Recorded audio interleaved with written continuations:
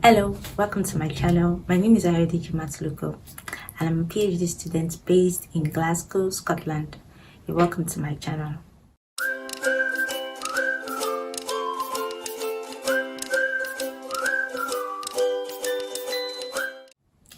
So in this first video on my channel, I'm going to be talking about myself, why I decided to do a PhD, and basically what this YouTube channel is going to be about. So firstly, I would like to start with what I studied in school.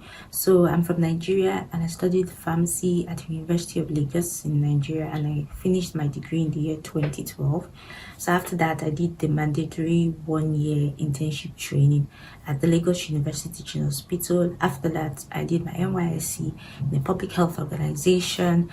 And then after that, in between all of that, I was applying for a master's degree. So I always wanted to do my master's in clinical pharmacy at the University College London. And so I applied and got accepted to study a master's in clinical pharmacy, international practice and policy at the University College London in 2015. So I did that between 2015 and 16 and graduated. And then after that, I went straight back home to Nigeria and then started applying for jobs. Applied for over 50 jobs in 1 month, in the first month after getting home. And then started working at a private specialist hospital. And then after that, I got a job in a specialist hospital, a tertiary hospital, government hospital in Lagos. So in between all of this, I really only wanted to stop at my master's degree. I didn't want to do anything beyond my master's degree. So during my master's, I was so exposed to a lot of things, exposed to how clinical pharmacy was advanced in a developed country like the UK, exposed to so many opportunities, not just in the clinical setting, but just basically having a global outlook and seeing that there were so many opportunities. And I always felt like the jobs I wanted, or the career I wanted, had not yet been created, because I had now all this knowledge, all these new skills. And so when I got back home, I went home thinking, oh, I'm going to change the way clinical pharmacy is done in Nigeria. Oh, I'm going to do my part, improve things. But then I was met with the reality of the system. The same system that I left before my master's was the same system I came back to. And I knew that, yes, Rome wasn't built in a day. So if I was going to achieve anything, I needed to be patient and basically just apply my skills and work in the right organizations. But then that's the problem. I didn't think I was in the right organization. I didn't feel fulfilled in my job. I felt I could be more, do more, but I didn't know exactly what I wanted to do. And then I also knew that I liked to research, find out new things, do a lot of research, basically improve my skills, go for training courses. And I was very interested in antimicrobial resistance, improving the use of antimicrobials, basically in the hospital setting, the community setting. And I was not in a place where that opportunity was provided for me to carry out that kind of work, that kind of research. And so increasingly, the more dissatisfied I became with my job, the more interested I became in just doing research and just working in a clinical research setting. And I always toyed with the idea of, okay, combining clinical practice as a clinical pharmacist together with research, but then the system still didn't provide that kind of opportunity. And then coming from my master's in the UK, I felt, okay, do I then go and start like a PhD or something in nearby University of Lagos or something? I'm like, no. I was just thinking of so many things, thinking of the fact that I felt like I could aspire for more, aspire for global opportunities, aspire to do research in international organizations, aspire to just basically learn more about developed healthcare systems and conduct research in that kind of setting. So I knew that I would have to leave my job because I wasn't even happy with it anyway. But I was like, okay, this is like starting all over again, because everybody expects you after you're done with your master's, or you move with the next stages of life, whatever the next stages of life is to anybody.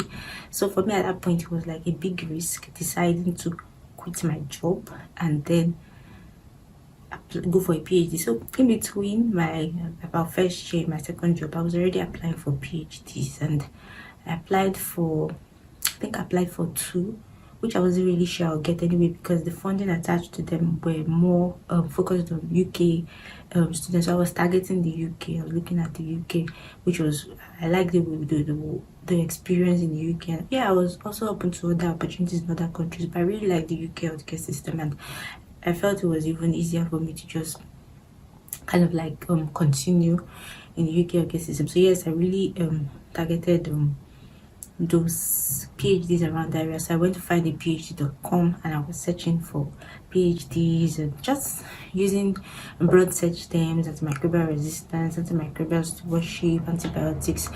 And the first two I applied to, like I said, the funding attached to them was really for UK students, but then I think they were accepting international students, but then you have to pay a certain matched amount for the tuition. And I knew that, well, even though my master's was, funded by my parents, thankfully, I knew that it was important for me to get funding for a PhD, because it's a long haul and you can't afford not to have funding, not to have support. So I then came across my PhD, and the day I came across it, by then I was so frustrated with the whole searching. I was frustrated with my job, asking myself, where am I going to? I'd applied for other jobs in between in Nigeria, and even went for interviews, got some offers, but still wasn't satisfied. I just felt like I was not in the right place in terms of career and all of that. And so when I finally saw the PhD that I did apply to, it was after I was so frustrated from searching. But then I saw the PhD and I felt, okay, this thing is made for me. Like, the project outlined everything I was interested in. I was like, okay. I sent an email to the supervisor, blah blah blah blah.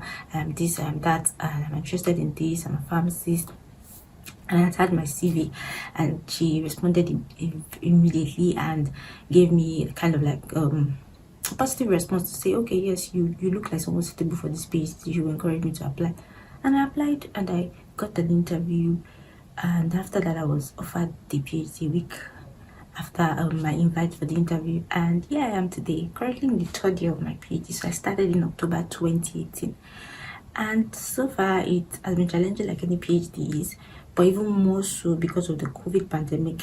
And then apart from that, it's just tough here doing a PhD. But this is my third year, and I can say so far that it's the best decision I made. Because when I left my job, everybody was like, okay, well, not everybody, like, okay, people who I was working, some people who I was working with, and just basically the idea of leaving like a government job in a specialist hospital, it's a pensionable job, or you can rise through the ranks. All that was not for me. I wanted to be more, do more. I didn't know where I wanted to be in 20 years time, but I know where I want to be in 5-10 years time. But that's just plans that I'm making, but at least I have a kind of clear idea. So I knew I wasn't in the right place, and so I took the plunge, and so far it has been so good. And so throughout the journey, I've learned so much. I've improved my skills so much, and I've been writing like regular blogs on my WordPress kind of blog, where I just document what I'm doing. And in between, I've been involved in a lot of volunteering, working with international organizations, and basically just improving my skills. And I felt, okay, I need to now continue to document just the way I've been documenting my PhD journey. And so I decided to create this channel, just basically to share my experience, also document it for myself and for hopefully my future generation, and to basically share my experiences of doing a PhD. Now that I'm in my third year, I feel like, okay, I can help people who are trying to follow this path, basically, or just share experiences basically, and provide any tips and any other thing that comes up along the way. But basically it's just really an outlet for me to share my experiences, basically reflect and look back and see where I've come from. And hopefully I hope to finish my PhD in the next few years. You never really tell a PhD student or ask them when are they going to finish, but at least I know that my registration is still till 2022, and I'm hoping I can finish bang on time or before then.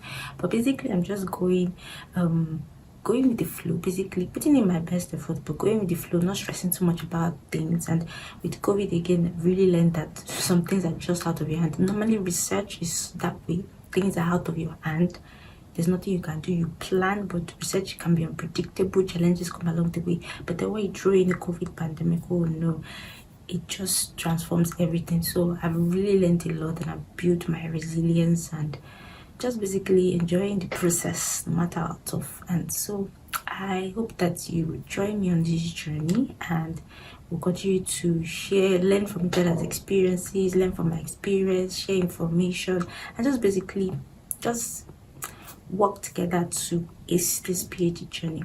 So basically that's it from me, and I look forward to continuing to post videos on this channel. And if you like to learn more about my PhD, learn more about my experience, you can subscribe to the channel and turn on post notifications so we get notified when I upload a new video.